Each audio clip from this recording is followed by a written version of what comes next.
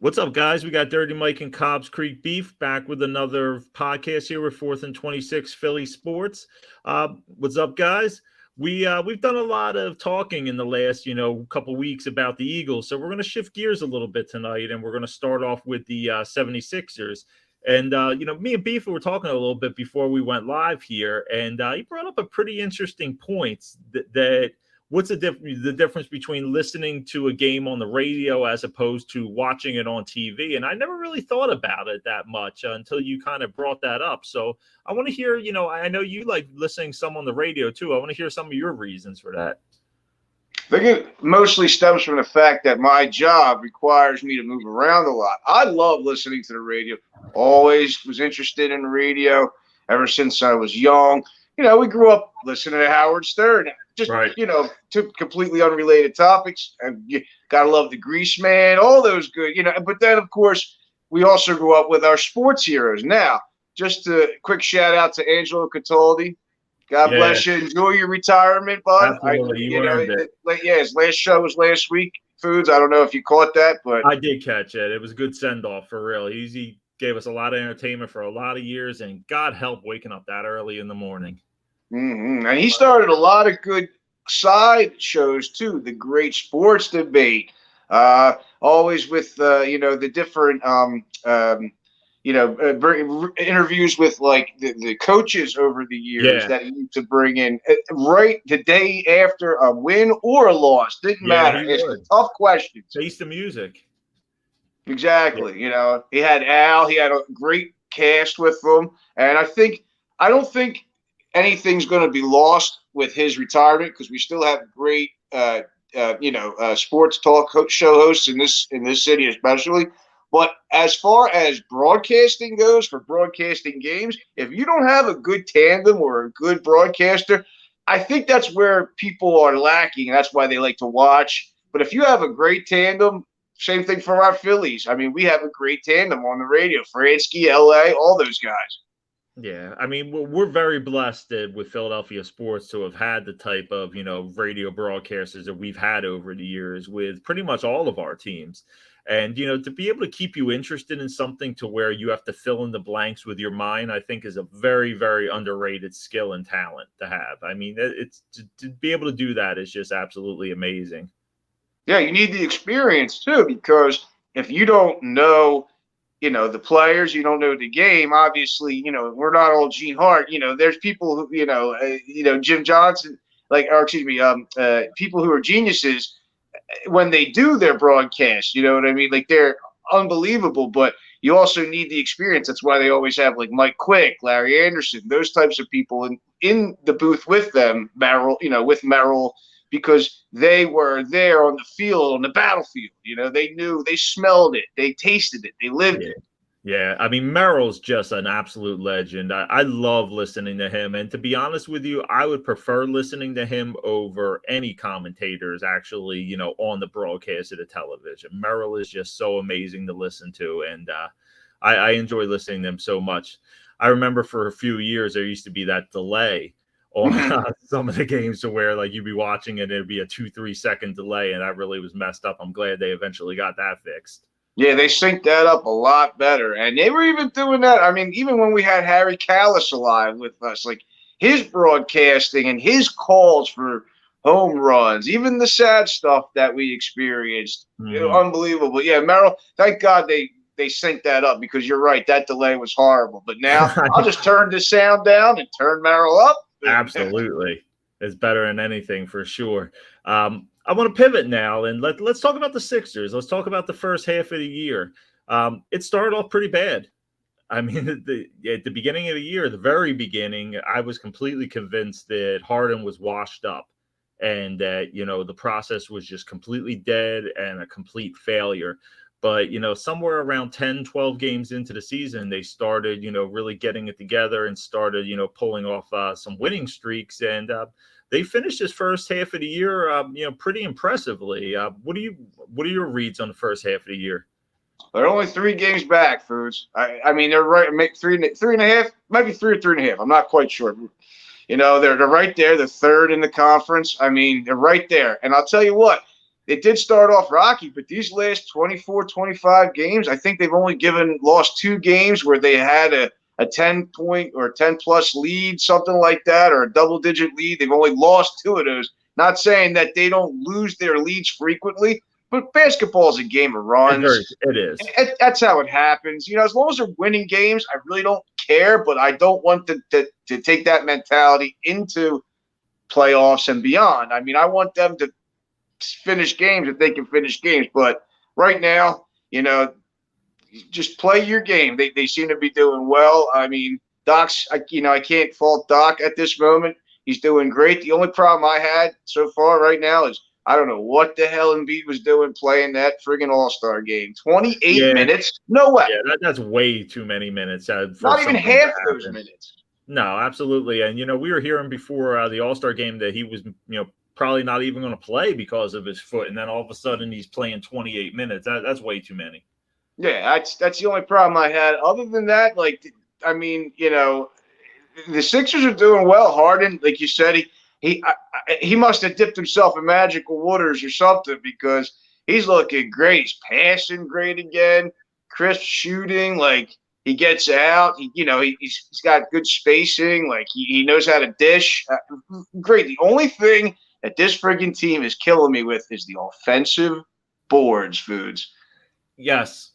They're last in the league in rebounds on both offensive and defensive. So it's killing us on both of them. And with Embiid out there, there's absolutely no reason getting out hustled like that. Absolutely. It's an effort thing for sure. Yeah, they should be. I don't know if it's something that Doc has to drill into them even more, or it's something that he's just kind of, letting go right now. But the rebounds thing is going to be a huge, huge issue once the playoff starts and it really becomes a half-court game. Yeah, and then you of all people know how weird a ball can bounce off the iron. Can take a strange bounce here, a weird spin there. But they got to start boxing out better. They got to stop giving other teams second and third chances. Yeah, they can't do that. I remember watching the Last Dance with the Chicago Bulls special. Yeah, Michael Jordan. And they had one of them where Dennis Rodman, after every single game, would be out there and he'd have somebody throwing the ball off of the backboard with different kinds of spins and just all kinds of stuff, practicing rebounds. And I was just like, it shows why that guy was one of the greatest rebounders in, NBA history. He put in the work, and it's not a secret. You got to put in the work and, the effort for it to become a good rebounder, to be a great rebounder. And the effort just doesn't seem, to be there on the boards. And it's going to have to be by the time playoff starts, or it's going to be another early exit for us. It's a shame because it's really one of the only things that they have a deficit in, because their free throws are excellent. Yeah, great free throws. Yes, beautiful. They get nice, good leads, so they're able to rotate well, off the bench, and they don't get into foul trouble too much. That that'll work itself out as the year goes on.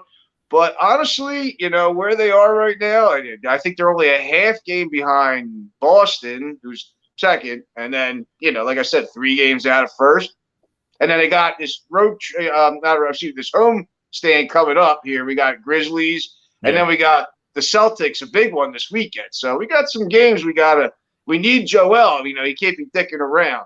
Yeah, well, you brought it up, so let's address the green elephant in the room, the Boston Celtics. They've been our absolute kryptonite. We cannot get past them. It seems like last game they were missing 3 starters and they still beat us. It just seems like we're not going to get any further than the first or second round until we can figure out how to beat the Boston Celtics. And it almost seems like it doesn't matter who their coach is. It just almost seems like it's a mental thing at this point that we just can't overcome them.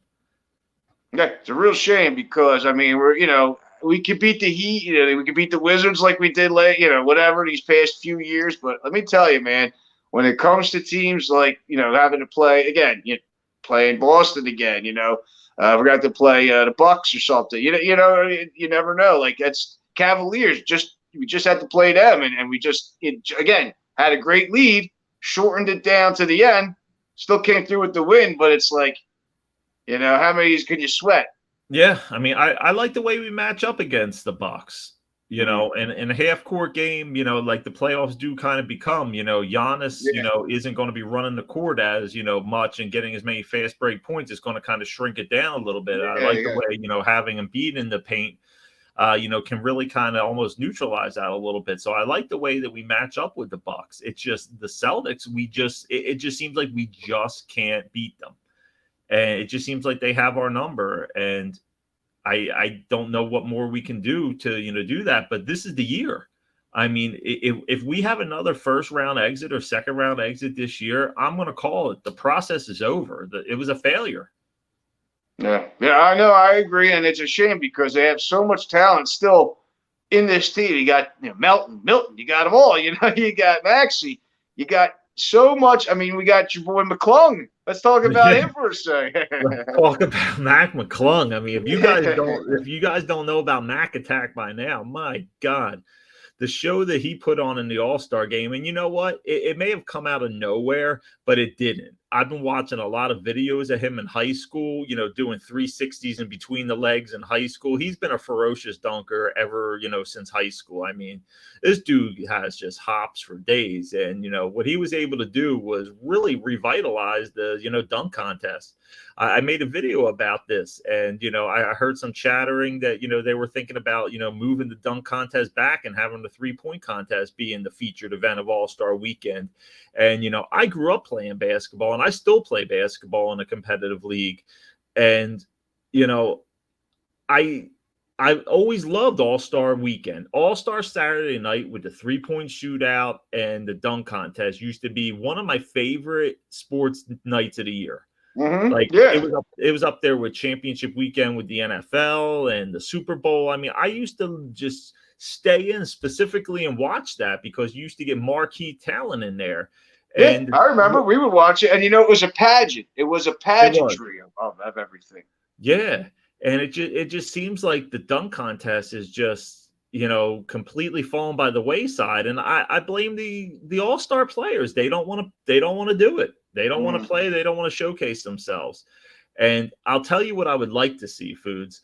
I would love to see the dunk contest move to a format where it's NBA versus street ballers, the guys who are professional dunkers like Jordan Kilgannon that dunk for a living, that do just the most incredible dunks that you could imagine, stuff that the guys in the NBA could never pull off. I think if we got them in there and all of a sudden they started embarrassing the NBA players, that all of a sudden like some of the better dunkers like Ja Morant and some of the bigger name players are going to be like, hey, we don't want to get, clowned by these guys. We're going to start Right. entering in the tournament. I would like that. You gotta step it up a little bit. Yeah, that'd be Yeah. fun. Do you mean like you don't talk about like the N1 guys, right? No, Like no, no. Like the you're talking professional, about the guys on YouTube who do the crazy yeah, jump. like Okay, yeah, Dunkademics, like some of those yeah. guys Okay, on I those got you. YouTube channels. I mean, those guys are, getting their throats over the rim and just doing some of the craziest shit you can Mm. imagine. Yeah, Stuff I that, see. I know what you're talking about, like crazy, like up over the top of like the yeah, over the backboard and like doing crazy like ricochet Johns and just absolutely insane dunks. And I bet you if some of those guys came in and started embarrassing the NBA players, that I don't think it would last more than a year before you started getting some of the top dunkers in the NBA to say, hey, you know what, we got to get in there and show these guys what's up. right. That would be funny. I Hey would man, love to see I that. think it's exciting either way. Like you said, All Star Weekend is great. Like even baseball's still fun. To an extent with the home run derby and all that Yeah, stuff. that's really fun. Yeah, these are the things that make it enjoyable. I think skills competitions for certain sports are fun, but also the games are better. For instance, NHL, I think the All Yes. Star game is better than the skills competition. You know what I mean? I like the game, whereas like the NFL, the game is a joke. You know what I mean? So it's like it all Yeah. depends on the sport. Yeah, I like the NHL skills competition. I It's like what they okay. I don't. I do. I like what they've done with that. And it Right. seems like the game is more competitive in the NHL, especially Mhm. the NBA All-Star game. The NBA All-Star game itself is just an absolute clown show joke.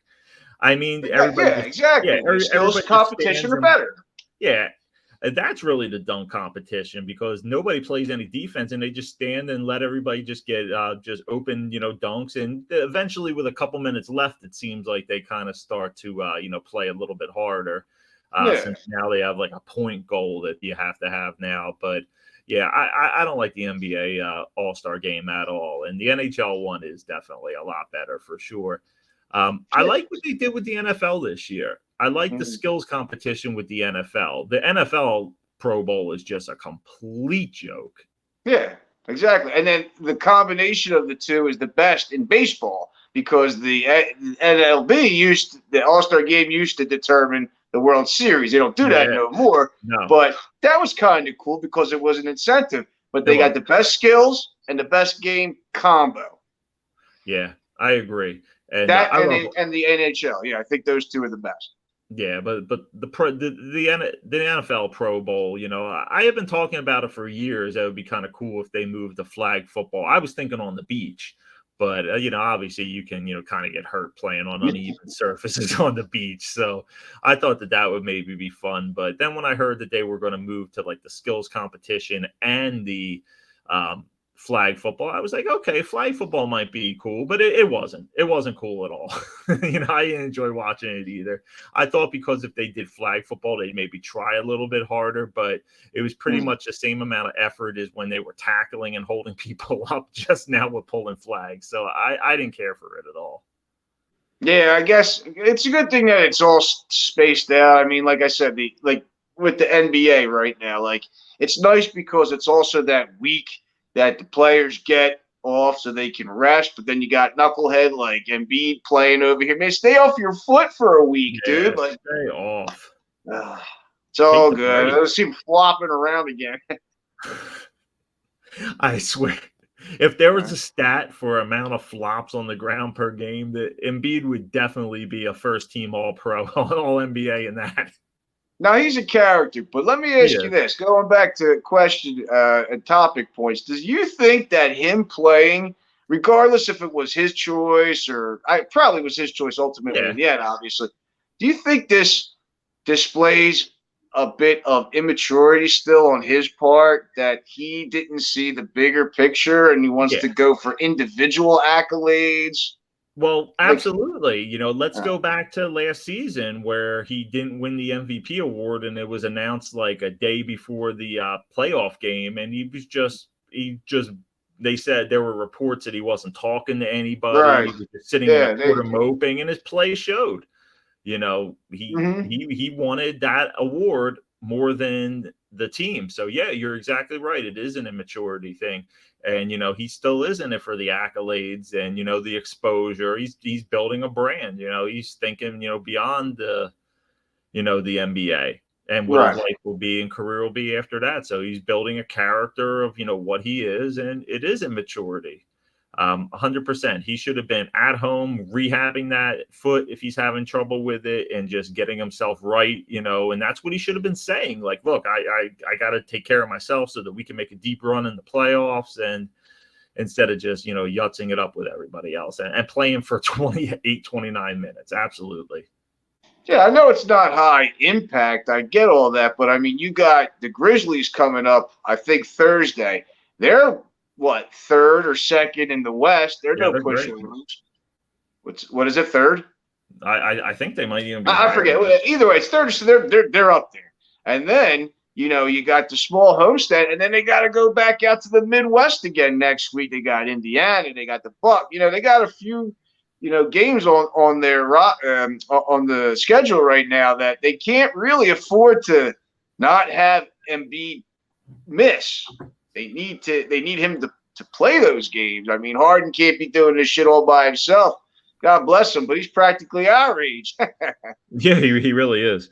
So, Yeah, currently the Grizzlies are the number 2 seed. number two. Boston's the number 1 seed by a half a game over Milwaukee, and we're 3 Right. games back, And and Cleveland 5 games back. So it's tight up at the top for sure. But yeah, he should have been at home, putting the team first. And I really feel like that's still an immaturity issue on his end to not put the team first. It's a good question. You're 100% right. yeah, it's a shame because Same thing with like staying in shape. He got into shape, but I mean, there had always been those reports about him, loving the dude. Who can't stay away from a Nifty Fifties milkshake? I can't blame I the kid, know. but come on, brother. Like, we need you to win. I need that. I need that championship. We haven't had one in 40 years. You know what I mean? Like, Yeah, 40 years this season. mm-hmm. 1983. You and me Yeah, were, 2 years old. yeah, yeah, exactly.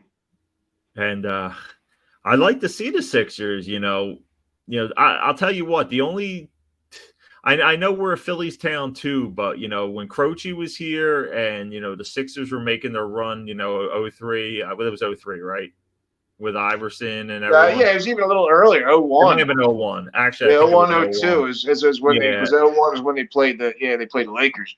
yeah, but the whole team, the whole city was going crazy and was behind the Sixers. So I mean, we're there for the Sixers. We're waiting for this moment to happen. And you and me talked about this before. I think that just like the Eagles, playoff window is kind of just opening. It might have slammed shut a little bit after we lose a lot of these players, but I feel like the Sixers window, this is it. Because we're going to have to pay hard and like $50-60 million a year to re-sign him after this Mm-hmm. season. And while he's played decent and all, I mean, I don't want to sign him to $60 million a year for the next like 5 years. I think that would be insane. No, certainly not. Certainly not. Especially when you have other young players that you need to pay. You got other ones coming up, mid-level players.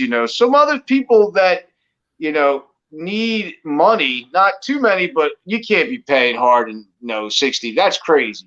That's crazy. For what? Yeah. 3, 5, 6 more years? He's going to be in his 40s. Yeah, I mean, if he's still in his prime, which I think he definitely has taken a step or two back, he's at the very, very end of his prime.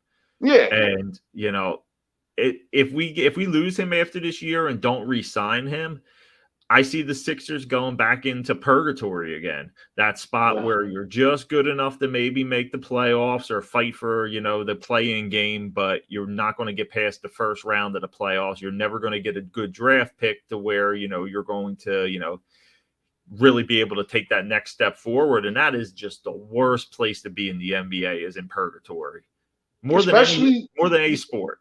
Yeah, especially at the NBA draft. I mean, two rounds, right? I mean, that's it. Yeah, that's all you got. If you don't have a decent choice in the first 3 picks, like, I mean, what are we doing here? Yeah, I mean, if you're finishing around 500 every season, you're getting a mid pick around 15, 16. You're not getting a lottery pick. Yeah, exactly. You're getting a role player. Is basically what you're getting. You're not going to get a superstar. And it's, the NBA more than any sport, I think, especially in a best of 7 series, I would say most of the time people know who's going to win the series. There's very few surprises in the NBA playoffs, I feel like. Yeah, no, I mean, you get a lot of repeat champions. Yeah, year after year, absolutely. More dynasties probably than any other, sport happening in the NBA. I mean, football every single season, 3, 4, 5 teams are going to make the playoffs that didn't make it the year before. You're always going to have that parity with that. Baseball, it's, almost whoever gets hot, just like the Phils did this year. I mean, the Phils kind of snuck into the playoffs, and then all of a sudden they got red hot, and that's all it takes in baseball is to get hot with your top, 2, 3 pitchers, and next thing you know, you're in the World Series like the Phils were. So it's a shame for them though, because they went hot, but boy, the candle that burns, twice as bright burns half as long, because they ran out of gas, especially Wheeler, Nola. Like, we could talk about all that baseball stuff as the weeks go through, but woo, they need some stamina. Yeah, it really became evident in the World Series that we just didn't have the front end pitching rotation to be able to compete with them. They're throwing out their 4th starter that's just completely dominating us, and we're throwing bullpen games out there. So Wheeler and Nola, Wheeler looked really good last postseason, but we got Nola coming up for a contract, I think, after this year. Are we going to pay him? or Yeah, you you know, never know. He might go shopping. I mean, it's very possible. I mean, you got Bryce going. He got his surgery done, so we're waiting for him to get back. That's going to be months. So it's going to be a slow roll again to start this year. But we got faith in them. Got faith, in the Sixers, and all we need is the Flyers to step up a little bit, and maybe we'll be back to being born under a star again. yeah, it's been a tough season for the Flyers, but their new goalie. What do you think of him? I think he's 6-0. Yeah, let me tell you, they look damn good against Calgary. They still haven't solved the Kraken yet for some reason, but they look great against the Flames. And then they got the Oilers tonight. And if I tell you what, if there's one team who I want to kick the shit out of every time I play, it's the Oilers. Yeah. You know what? That team, I don't know if that was 88 or 87. 87, I think it was. 87. That Mm-hmm. was one of the best Flyers teams we've ever had. And Mm-hmm. we just happened to run into literally one of the greatest dynasty super teams of all time, and we took them to game 7. Yeah. So, I mean, we were a great team, and that's up there with the Eagles' Super Bowl loss this year as being like one of the greatest teams they ever had, but just didn't win the big one. Yeah, I mean the same thing. The late aughts for the Phillies with the Utley Rollins and all the pitchers. Same thing for them. Should have won more there. Yeah, We had a couple of those. yeah, we did have a couple of those for sure. But If we have any older fans that are like our parents' age, remember the '64 Phils, right? I believe that was the one that imploded. That was the big collapse. It was '64, right? Is he six? I'm pretty sure it's '64, but yeah, I believe so. Yeah, boom, right down the end, just like what happened to the Mets like 2 years ago or whatever that. Oh yeah, that was a great collapse with the Mets against the Phillies. That was during our World Series runs right there too that season. Yeah, that was a historic collapse too. And we were obviously too young and weren't born yet for the Whiz Kids and all those guys. Yeah. But, talk about my God, the Phillies though, they had just years and years and years of just decades of just losses and just garbage product. I mean, the Phillies have been playing foods. The Phillies have been playing since 1886. Yeah, they had the fastest team to get to 10,000 losses, I think. Yeah, something like that. They're also the oldest professional sports franchise in America. I mean, we were the Athletics at first, right? Isn't that right? No, we were the Phillies back. Oh, yeah, I guess it was. But we had the two teams at the same time. That's the one. Yeah, that's the one. Yeah, we had the Athletics too, but the 10,000 losses. I'm curious to see how many they have now because it's probably over 11,000 at this point. I remember that 10,000 losses being a little while ago. Yeah, that was probably, I want to say, like 7 or 8 years. I don't know if they're that close yet, but they're getting there. But they're getting there. And I'm going to tell you what, do you think this year they can win over 95 games? No. Yeah, I don't think so either. If they win 92, 90, I'll be happy with that. 90 is a decent goal. I see the Phillies competing for a wild card spot now that they added the third spot. I see them competing for that. And as long as our pitching staff and, Trey Turner now can keep us afloat until Bryce Harper comes back, I think we have a decent shot. Because baseball, you just have to make the playoffs, and then anything can happen in baseball. More than I think any sport, the wild card team has a chance to win and has won. Mm-hmm. Absolutely. Out of any sport, you really don't see too many wild card teams. Maybe the Giants winning the Super Bowl, that. But you don't really see that in any of the other sports, but baseball, because the pitcher can really control the game if you have a good pitching staff. And I think we have a decent front end of our. And the bullpen's getting better. The bullpen's looking good. I don't know how much Craig Kimbrell has left. I know he's killed us a lot over the years, but it's good to have him. Dominguez is looking good. He seems to have turned a corner last year. So, I definitely think the Phillies – I looked at them at about 88 wins. Yeah, I was going to say that sounds – 88 wins, yeah. Yeah. I was seeing odds to win the World Series, and they weren't even listed in, the top 12. Damn, really? Yeah.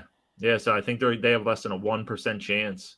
So It's a shame. I might, I think that's what it's. Did they just re-sign Alvarado too? yeah, They yeah, really they didn't give us any odds, huh? That sucks, man. No yeah. The Phillies, respect. No yeah, respect. no respect at all. Bryce being out's really going to kill us, but if we can hang on, and then all of a sudden we have another good run, and then we can get another superstar in there. Having two superstars on the team, all of a sudden everybody kind of wants to join your team. So Yeah. I think they're good recruiters. So it's a big step with Trey. We're locked up for a few years. I think we definitely have some potential, but we got to figure out the pitching staff for sure. No, it's understand a good rotation, and I think if they look in their farm system a little more and develop some of those. I know there's a good AAA pitcher they were talking Painter, about. yeah, Yeah, Painter is looking good. He might compete for the 5th spot this year. I mean, he might get be him on the up opening day here. roster. Get him up here. Yeah, bring him up. I mean, give the guy a shot. I'll tell you what, Foods. I always feel this to this day. He'll always go down as an all-time Philly, Ryan Howard. I feel like he rotted in the minor leagues for too long. Yeah, it's fair. I mean, if they could have brought him up early, I think a lot of our players need to be brought up a little sooner. It's tough. It's a tough call because it's a whole new level, a whole new set of pressure. You're traveling all the time. It is. It's different. But like, you have to look towards the farm. You have to have trust in your guys to develop, into something that you're going to need sooner than later. Yeah. I think the big knock on Ryan Howard was that he was striking out too much in the minor leagues. And, he was hitting 40 home runs a year, but he was striking out, 200 times a year. But, obviously he did the same thing in the pros and you just had to live with it. It was what it was. He's going to get you 40, 50 home runs. He's going to get 120, 130, 140 RBIs, but he's going to strike out 200 times. And you know what? You're just going to have to accept the good with the bad with him. And then the first game is next week, so we got plenty of time to talk about all this. It's going to be so nice as the weather gets warmer, so stay tuned, fam. Stay tuned. Yeah, and the dog days of summer, there's not going to be much going on unless the Sixers really make a deep run in the playoffs, and we're just gloating over a trophy and a championship this summer. It's going to be a long summer of catching up with the Phils. So yeah, boy, it'd be nice to hoist it though, and it'd be nice to cut the nets down. Cut. Oh man, you cut the laces off. Oh baby.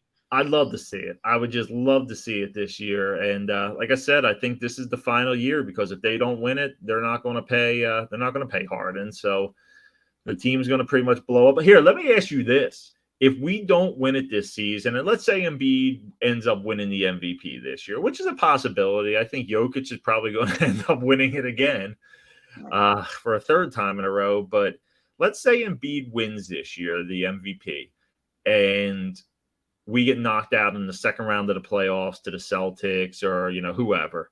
Mm. Would you look at just blowing it up and trading Embiid for like 4 or 5 first-round picks? Let me tell you, Doc, you'd honestly have to consider it very heavily because the bounty you would get for him, I don't know if it would be like one of those all-time historical trades, but it would be decent, and it would be probably enough to help start something new, Right. another phase in the Sixers culture. Because if we're getting bounced in the second round, obviously it's not working here. Yeah, and it won't. And, like I said, if Embiid's on the team, we're always going to be competing for the playoffs. We're never going to be bad enough to where we're going to get a lottery pick. And, with just Embiid, we're not going to be good enough to compete for a championship. We're stuck in that purgatory. So as much as I like Embiid, I'd consider moving him for, 4 or 5 first-round picks and a couple players, some starting players. And I think we could get a big haul for him for sure. Yeah, especially with what's coming. You got a lot of good players coming up in this NBA, watching college. I mean, we'll probably get into some brackets in the next few weeks because you got the tournament soon. So we can talk about them. I can't wait till March Madness. Oh, yeah. And down here in Greenville, we have the tournament. the first two rounds. One of the brackets is down here in Greenville every year, and they close down the town and the main street. And if you don't go to the games, because the games it's like an all day pass for all the games, but it's like $600. It's ridiculous. This is Chapel Hill, right?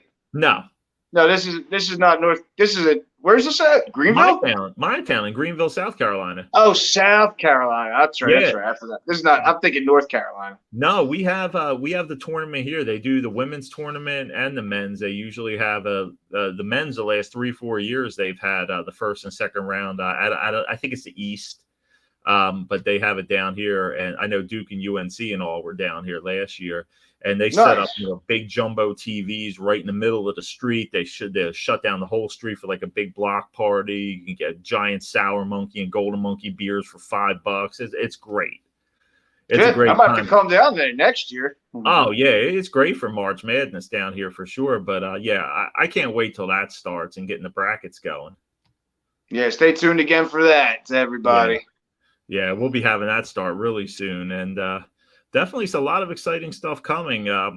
When's the first Phillies spring training game? You said next week, 27th, I believe. I'm not quite sure who their opponent is, but I do believe it's like less than a week. Yeah. I'll tell you what. From living before I moved here to Greenville, we lived right outside of Clearwater, and we were less than 10 minutes away from the Carpenter Complex. Where they play, and spring training games are expensive, man. You would think it's like the NFL. You would think you get in for cheaper with that, but you won't. But the time to go is when pitchers and catchers first report for like the first 2 weeks. You can go down there and just watch them practice and, do their drills and stuff, get some autographs. And that's the fun time to do it. That's really the fun time to get some access and really check everything out. Yeah, it's you used to tell me all the time how you even showed me the picture with you and what's his face, the coach. Yeah, I got one with Charlie Manuel. Charlie Manuel, yeah, you showed me that picture. That's great, man. That's because you can get autographs, talk to them like people. You know what I mean? And if they remember you, maybe the next year they're still, hey, what's going on? Hey, It's fun. It's a good time, and it's free. It's a blast. I was about to say, it don't cost you nothing. It doesn't cost you anything. It's a great. Speaking of a blast from the past, our old buddy from back in the AMC days, shout out to Dave Fiorella. He was just down there at spring training. I seen on his Facebook. He was down there at Clearwater Beach. He didn't know that you could go to the practices and all, because he was like, oh, I'm going to get to miss the games. And I messaged him. I'm like, dude, forget about the games. Just go down to the practices. And he sent all kinds of photos. He was shaking hands with the owner of the team. It's crazy, the access that you get to these guys. Yeah, that's and they all have places down there. They're down there all the time. They're not only when you're practicing, but they're at the bars. You freaking see them at the goddamn grocery store. Yeah, it's cool. That was one of my favorite things to do. And kind of got messed up the last year I lived down there with COVID. They kind of closed it off to the public, and you couldn't really get access. But it's back open again, and it's not as many people as you think, man. You only like 200, 300, 400 people at the most a day, scattered throughout the day. Just But you got players on 4 different fields down there, so you can kind of check everything out and just bounce around from place to place, watch the pitchers, watch batting practice, just watch them doing the drills. It's a good time for sure. That's awesome. Yeah. Sounds like so much fun. Yeah, you got to get down there once in your life for spring training. Yeah, I definitely have to check it out. I've been to a preseason game. I've been to a football game preseason and a baseball game preseason. That is it. Never been to anything other than that. But I've been to opening day for the Flyers. That's the only opening day game I've ever been to in my life for any sports. We used to go this year. Yeah. Oh, really? Yeah, it was when they played. I think it was they played the Devils and they won. Hockey's good. Hockey's a real good thing to be at, especially if you're close. Yeah. We're right there. We're not even 10 miles away tops. Yeah, if you can, but I mean, close as in if you can be in that lower bowl of the stadium. Oh, okay. It's a completely different game down there than, being up at the top. And, we've all been at the top several times in our lives, and it's always fun, the crowd's into it, but to really be there to where you can really, feel the action. Hockey's such an intense sport and so physical. It's tight too. It's funny because there's not a terror, like they're all pretty good seats, but even in the second level, when the games are going on where they're in play, they still make you wait from leaving and going in and out because you're so tight. Yeah. They don't want people on TV, in the background moving around. They want the game to be played out perfectly. So it's funny, I remember. Do you remember going to any of the Phantoms games when they used to play the Hershey Bears and they would just beat the shit out of each other? Sure, this was like '99. Yeah, that was All time high ago. school days. Yeah, we might have even gone to a game or two together. Yeah, that was a long time ago. That building is still, that's still the same building. The name changes. Yeah, a lot of times, but yeah, they were fun to go to. I like going to preseason hockey games for sure. It's a good time. Well, before we wrap it up, I want to talk about one more thing that's kind of recent. And I know we've kind of closed a bow on the Eagles season, but football is a year-round sport. You know that there's always going to be stuff to talk about, especially with the draft coming up. But free agency, everything. Yeah. I mean, there's going to be a lot to cover with free agency, especially with the number of ones that we have. But I don't know if I took it more as a joke or really serious what AJ Brown was talking about, that if, they don't get an extension done with Jalen Hurts, he's going to request a trade. What do you think about that? Well, I don't think AJ will request a trade or Jalen will request AJ will request a trade. AJ, right. Okay, that's what I thought. Yeah, because I think that Howie will absolutely get something done because you don't want him to go and do what happened with Tennessee. You know what I mean? He's unbelievable. He's great. I think that there's always a couple, especially wide receivers, and diva personalities who always need to be placated, need to be appeased. I think we did a short about this, so check it out in our short, in our shorts videos. So I don't think that it's a threat that's going to be able to be followed upon, because I mean there's so much time between now and then. They'll sit him down, they'll talk to him. His other his coaches will talk to him, everybody will get in his ear. I think that he'll smarten up and he'll really see that the potential of this team is for years to come. I don't think he'll give that up. Yeah, I don't think you will. No, I think he said, I want to go wherever he is. But, that doesn't work that way. He's just, I think that's immaturity too. He's still a young player too. So I think that's a maturity thing too. I bet you right now they're talking to him like, come on, man, you didn't need to open your mouth about that and get that started. We got enough pressure. Yeah, did Jerry Rice follow, Joe Montana to Kansas City? No, he stayed and won another one with Steve Young. So that's, you know what I'm saying? It's everybody's different. Every case, it's a case by case basis. But I mean, they set records all year long. There's no way he's going to give that up, because I mean, our division is such crap. I mean, division's not terrible, but the conference is crap. Quarterbacks, are going to be coming at a premium. I was just looking at the upcoming draft. There's some good quarterbacks coming, Foods. You got, was it C.J. Stroud, Bryce Young, Will Levis, a couple other quarterbacks, but then there's also some defensive talent that we're going to need. Trenton Simpson, maybe a running back, maybe your boy Bijan Robinson. Robinson? Yeah, I'll tell you, I know Joey Porter Jr.'s in the draft. That would be great. I think there's a chance he'll be there at number 10 too. But if Bijan is there at number 10, how can you pass him up?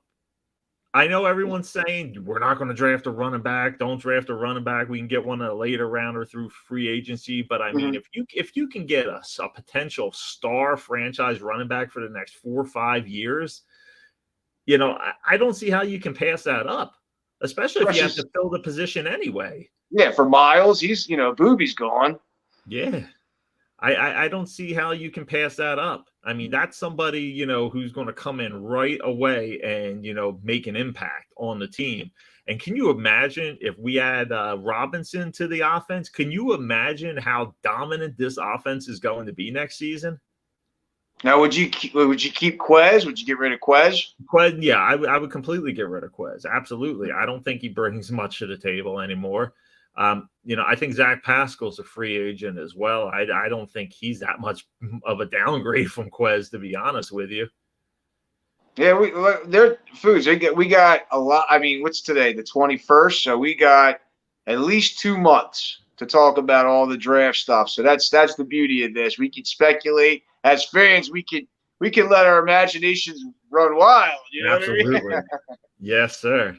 I want to go to Clemson. I want somebody from UCLA. Go to Hawaii. I want him. I want the Samoan brother. I'm only about 30 miles from Clemson. Yeah, you're not far at all. Which most people don't realize is the actual name of the town.